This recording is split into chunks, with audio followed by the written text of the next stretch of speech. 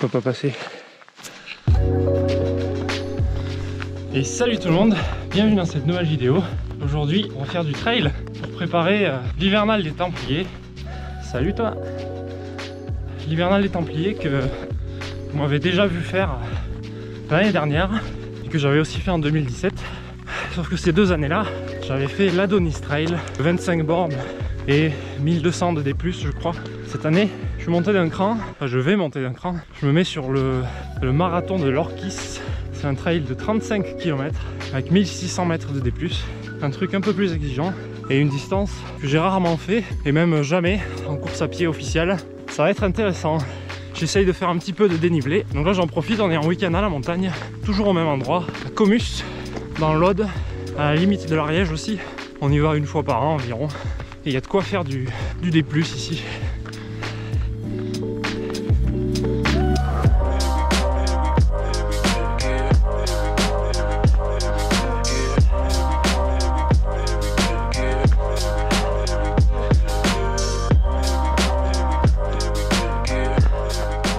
Ça fait plaisir d'être là. Donc là on est en week-end avec les potes. Hier on a fait une petite rando, je vous mettrai des images par-ci par-là je pense au fil de cette sortie de la rando d'hier qui était sympa aussi.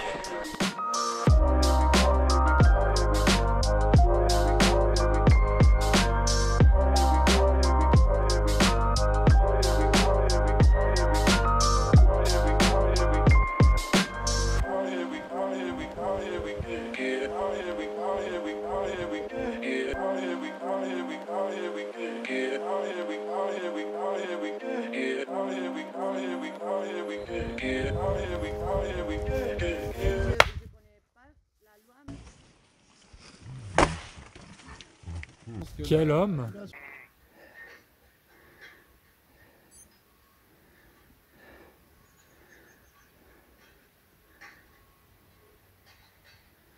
Bon, je profite un peu du plat pour vous parler de Marseille-Cassis rapidement, puisque pour moi c'était la semaine dernière. Donc là on est début novembre. Marseille-Cassis c'était le 31 octobre. C'était ma 4e édition. J'avais fait en 2018, 2019, 2021 et 2022. Et en fait j'ai pas fait 2020 puisqu'il n'y a pas eu de Marseille-Cassis cette année-là à cause du Covid. C'est une course que j'aime beaucoup, magnifique, avec une ambiance de folie. À chaque fois il y a dans les 20 000 participants, enfin plutôt 18 000 en fait. Alors par contre j'ai une petite histoire maintenant avec cette course, hein. C'était ma 4e. La première année j'ai fait 1h47, j'avais fait une bonne prépa. Il n'y a eu aucun souci. J'ai fait un peu au ressenti la course et c'était top. J'avais atteint mon objectif, je voulais faire moins d'1h50.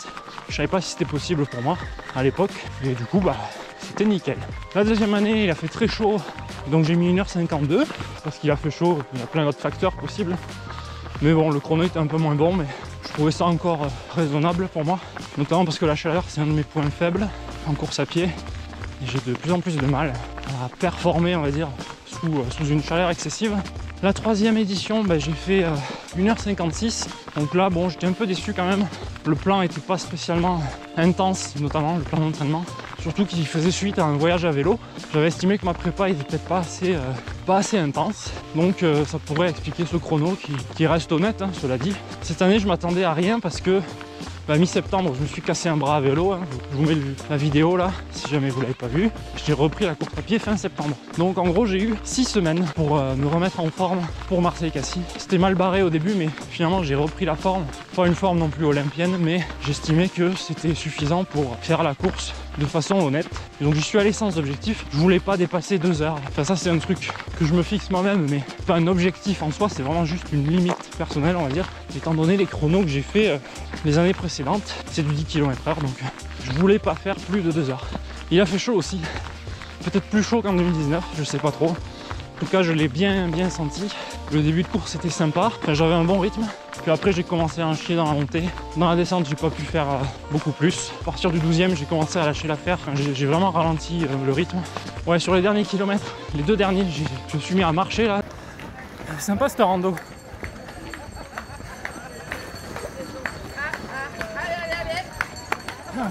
Dans les petits trucs qui te font remonter des alternances de côtes, des petites côtes, hein, mais vraiment, vu que tu as déjà 18 bornes à haute intensité dans les pattes, c'est vraiment une fin de course très difficile, je trouve.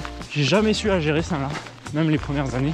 Au bout d'un moment, je me rends compte au chrono que j'arrive à 2 heures presque, donc j'ai réaccéléré un peu, mais j'avais vraiment plus beaucoup de motivation. Enfin, physiquement, surtout, je me sentais pas dedans. J'ai quand même essayé de pousser un peu et je suis arrivé en 1h59 et 57 secondes. La limite n'est pas dépassée. Bon, je sais à quelques secondes près, on s'en fout, mais d'année en année, à cette course, je perds des minutes. Donc j'aimerais bien un jour rebaisser quand même. Mais pour ça, je pense qu'il faudrait que je me fasse un plan, enfin la prochaine fois, on va dire un plan au moins sur 10 ou 12 semaines. Je crois qu'à part cette année, bien sûr, les 3 autres années, j'ai fait des plans en 8 ou 9 semaines. Et après, bon, toutes ces années-là, j'ai quand même fait un peu de vélo.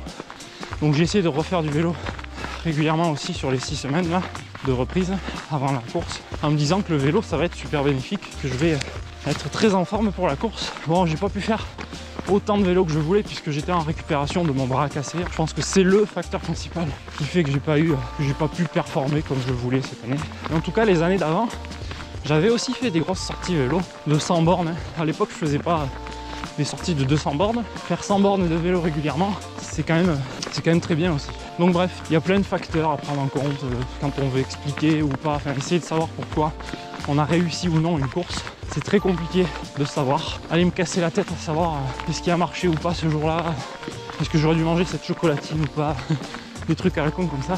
Ce qui est sûr, c'est qu'il faut s'entraîner pour une course, si on veut atteindre un objectif en tout cas. Après, si on veut juste la faire pour le plaisir, on n'est pas obligé de se prendre la tête.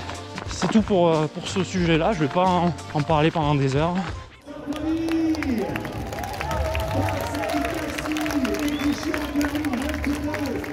Meilleur moment de la course.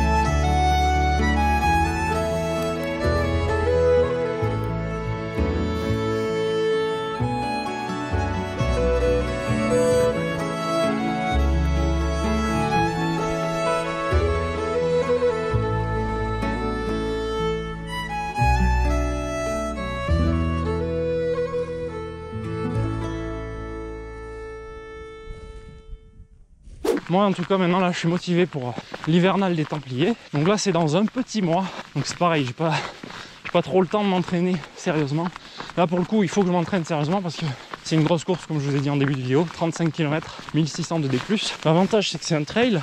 C'est quand même plus sympa je trouve. Enfin au fil des ans je commence à préférer vraiment le trail. Alors qu'au début je préférais le bitume où je me sentais plus à l'aise avec un terrain plat. Alors qu'en trail j'avais un peu peur des terrains techniques. Mais maintenant c'est un peu l'inverse. Je commence à pas trop aimer le bitume en course à pied. Sur du bitume on est tout le temps obligé de courir. Un peu comme je suis en train de faire là, au même rythme. C'est pas toujours facile. Alors là c'est tout droit là-bas. En trail par contre on peut varier les rythmes, on peut marcher dans les montées. Il faut marcher dans les montées globalement quand elles sont trop intenses. Il y a une gestion de course totalement différente par rapport au running sur route. Et donc ben voilà, je suis plus intéressé par les trails pour l'instant. Même si bon, les trails hivernaux, c'est pas toujours facile avec les conditions météo. Vous aurez vu l'année dernière que c'était très boueux, mais c'était enneigé aussi, c'était magnifique. Pour le coup, c'est une très belle course, l'hivernal des Templiers. Donc j'ai hâte d'y être et je vous la ferai en vidéo bien sûr. J'ai pas fait Marseille-Cassis, un petit peu justement pour les raisons que je viens d'évoquer, c'est-à-dire que sur une course sur route, il faut vraiment envoyer tout le temps, gérer la caméra en même temps, c'est pas forcément facile si on veut essayer de profiter aussi de la course et essayer de faire un bon temps. Comme je vous l'avais fait l'année dernière, la course Marseille-Cassis, j'ai pas voulu la refaire cette année en vidéo, surtout que c'est toujours le même parcours, donc j'ai pas voulu me casser la tête avec la GoPro. En trail, ça va mieux puisque on peut marcher, on peut gérer la caméra tranquillement. Allez, on continue, on profite un peu des paysages qui vont arriver. Je vais arrêter de parler de ma vie et je vais essayer de profiter avec vous.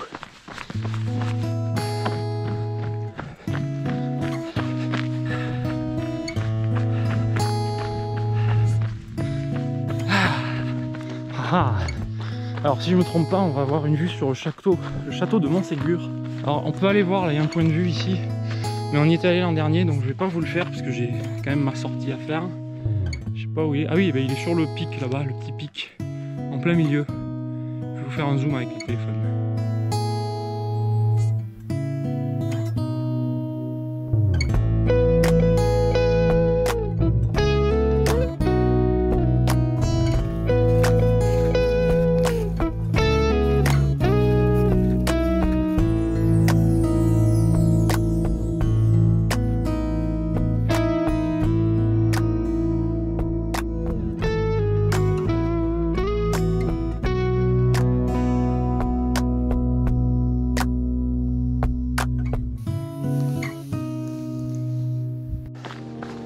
Allez, faux plat montant là.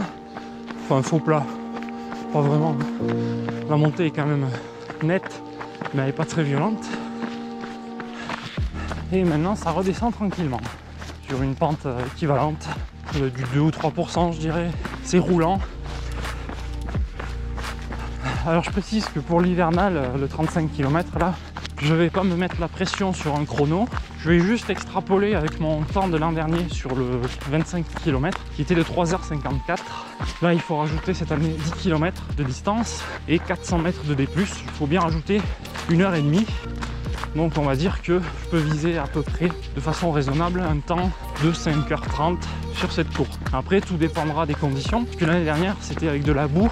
Là je vais pas très vite mais j'ai une foulée tranquille qui déroule bien. Si c'était dans la boue ce serait un peu moins facile. Donc en fonction des conditions peut-être que ce sera pas si facile ou au contraire ce sera plus facile que l'an dernier. Donc ça on verra bien. Donc nous on suit le sentier Qatar je crois.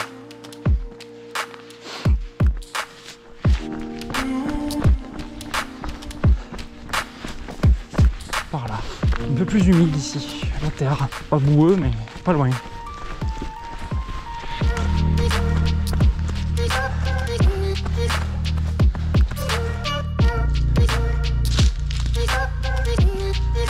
Je pense qu'on va bientôt sortir de la forêt. Ici c'est sympa mais on est un peu enclavé dans la forêt. Il fait plutôt bon. J'ai failli mettre une couche en plus ce matin. Là déjà ici ça va mais au soleil je sais que je vais avoir chaud. Ça aussi ça fait partie de la gestion. Là je suis parti léger donc j'ai pas de quoi. Enfin si vite fait je peux enlever ma veste et la mettre dans ma ceinture mais j'ai pas le sac de trail quoi.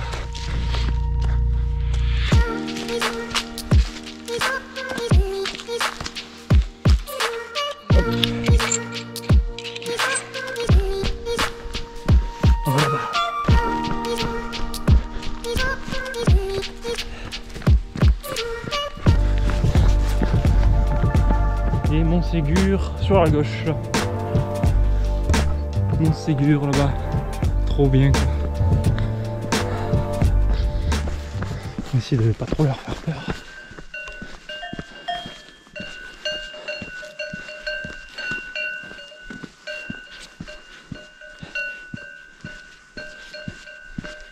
Et en vous souhaitant une bonne journée. Abonnez-vous hein.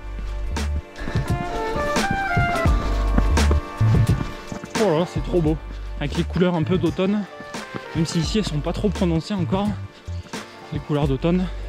Il y a quand même un petit peu de couleur orangée par-ci par-là. Et on entame la descente, je crois la grosse descente d'aujourd'hui. Donc il va falloir gérer ça, notamment au niveau du dos. J'ai un peu mal au dos, mais bon, on fait avec. Bon, j'ai enlevé la veste parce que là, je suis en plein soleil, il fait vraiment très bon, il fait trop bon même.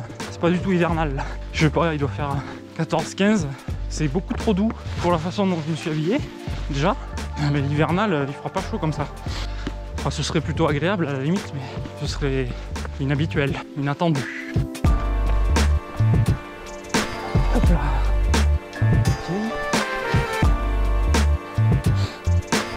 On a les lunettes. On revient sur un grand sentier. On repart dans la vallée.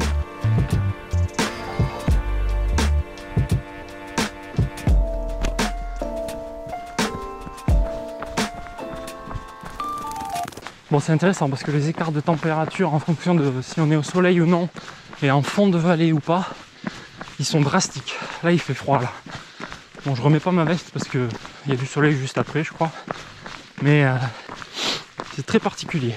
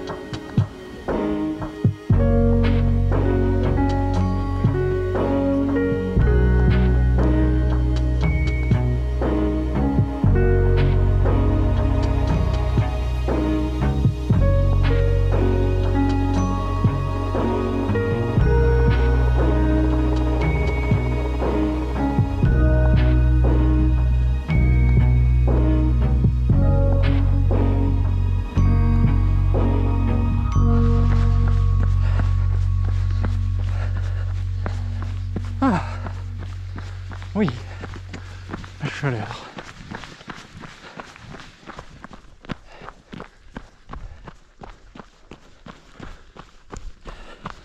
Bon, par ici c'est gelé, hein. C'est pas la même affaire, hein.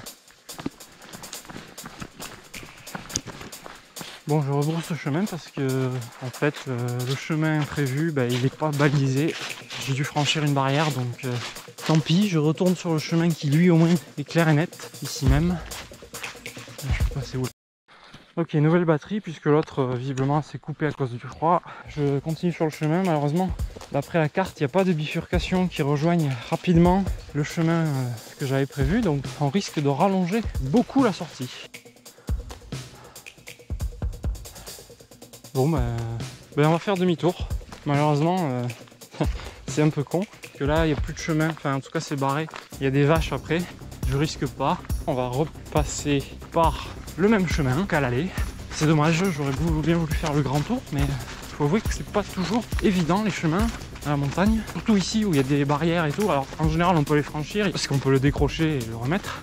Là non, je sais pas, peut-être qu'il y a des saisons où il faut pas le faire, où il faut pas passer là. Mais sinon je devais monter par la montagne là à gauche, mais il n'y a pas de chemin non plus, enfin c'est barré de partout, il n'y a pas d'accès, il n'y a pas de chemin identifiable. Bon, j'essaie de trouver un autre chemin, j'espère que je vais pas faire de la merde, sinon je ferai le chemin en sens inverse, hein, comme j'ai dit. Là j'essaie juste de trouver un raccourci, mais c'est pas dit que ça marche. Je suis vraiment pas sûr de là où je vais, hein. J'espère tomber sur un chemin un peu plus haut là, parce que enfin là on est sur un chemin mais j'ai l'impression qu'il va s'arrêter, et dans l'idéal il faudrait retomber sur mon tracé qui est pas très loin là sur la gauche, mais il faudrait arriver à franchir la montagne quoi. Je regarde là et si ça marche pas, je ferai demi-tour et on aura un bon bout de chemin à refaire en sens inverse.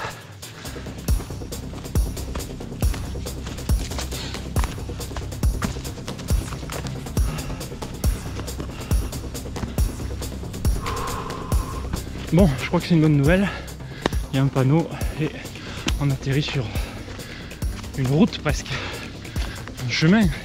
Alors ici, est-ce que je tente à gauche parce que c'est censé aller sur mon tracé? Je pense qu'on va faire ça. Là j'étais droit dans la pente, hein.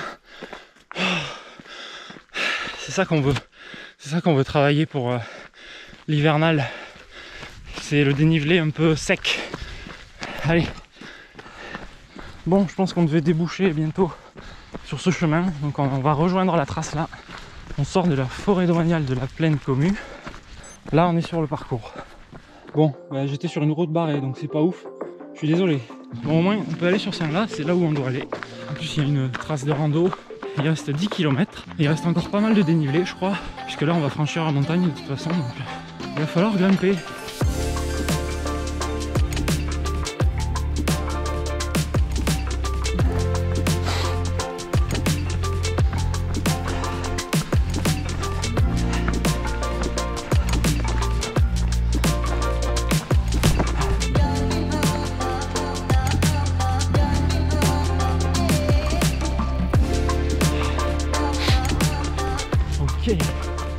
Oh, je sens que ça va être bien.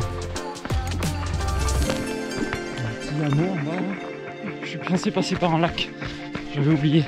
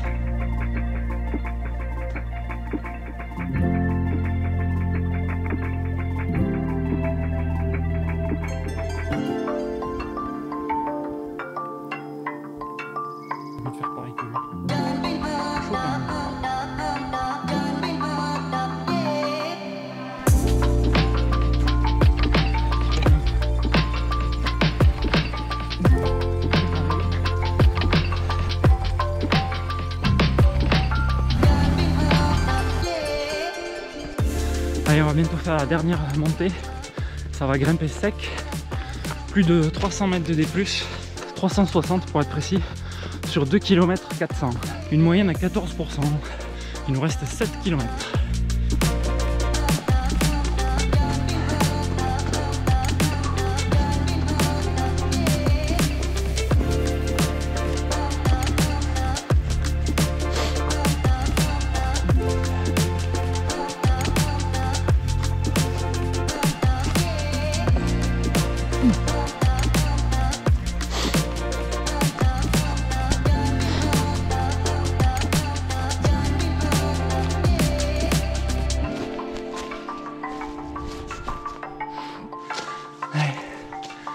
De plus en plus pentu. Oh, mon Dieu, mon Dieu, mon Dieu. C'est violent, hein.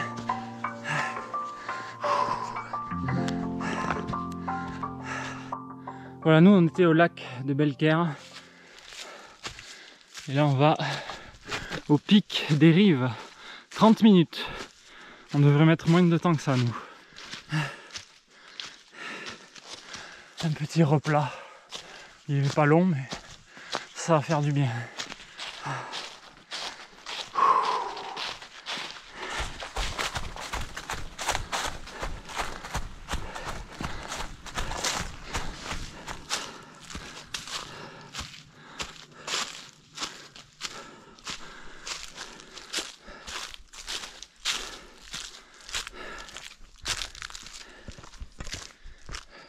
C'est pas tout à fait fini, mais ouais, encore une petite montée. On s'accroche, on marche. Hein. Il faut modérer l'effort quand c'est comme ça. Mais la fin est assez fatigante. C'est bien parce que ça me prépare un peu pour un effort long et épuisant, quoi. Là, essayer de faire les grosses montées comme ça sur la fin d'un parcours de 20-25 bornes, c'est bien pour se pré-fatiguer en début de sortie et voir ce qu'on arrive à faire quand on a les jambes bien entamées sur la fin de la sortie.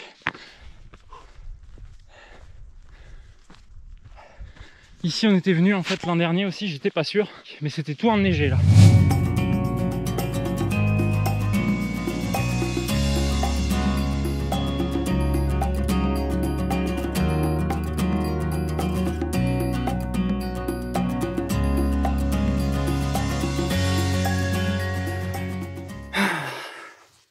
Nous y voilà, le pic des rives.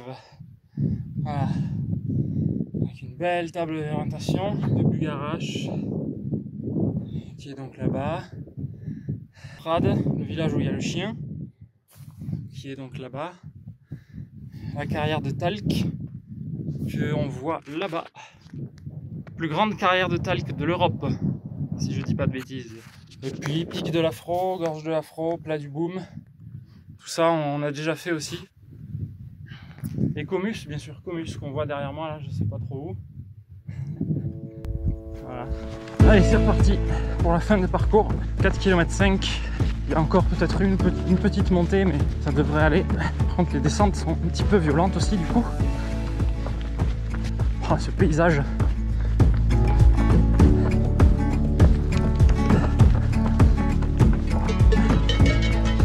Ça, c'est un peu embêtant.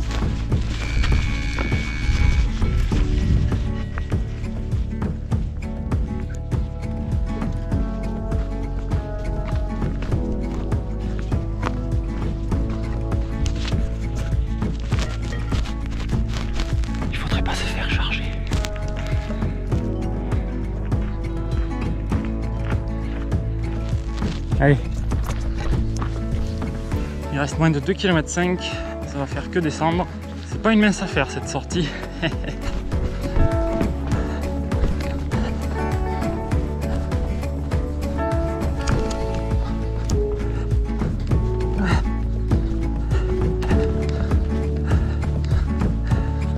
Oh là là, le Comus est juste là. Là-bas il y a Prades, je pense.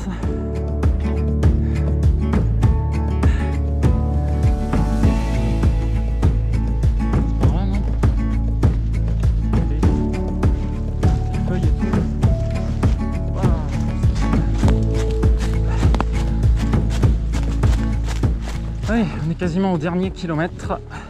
Je cherche un peu ma route, j'avoue que c'est pas évident de trouver le chemin exact. Il est temps pour moi de vous remercier d'avoir regardé, si vous êtes encore là.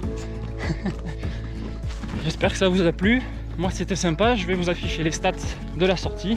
Et on se retrouve bientôt pour peut-être l'hivernal, la prochaine vidéo. Sinon ce sera peut-être une petite sortie vélo, je ne sais pas, on verra. On se quitte sur les dernières images du retour. Merci encore. Et n'oubliez pas de garder la frite. Allez, ciao!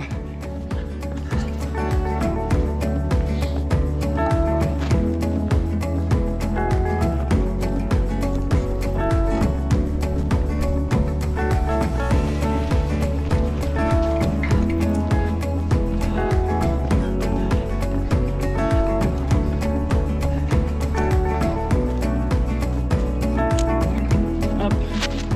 Et nous voici aux portes de Comus.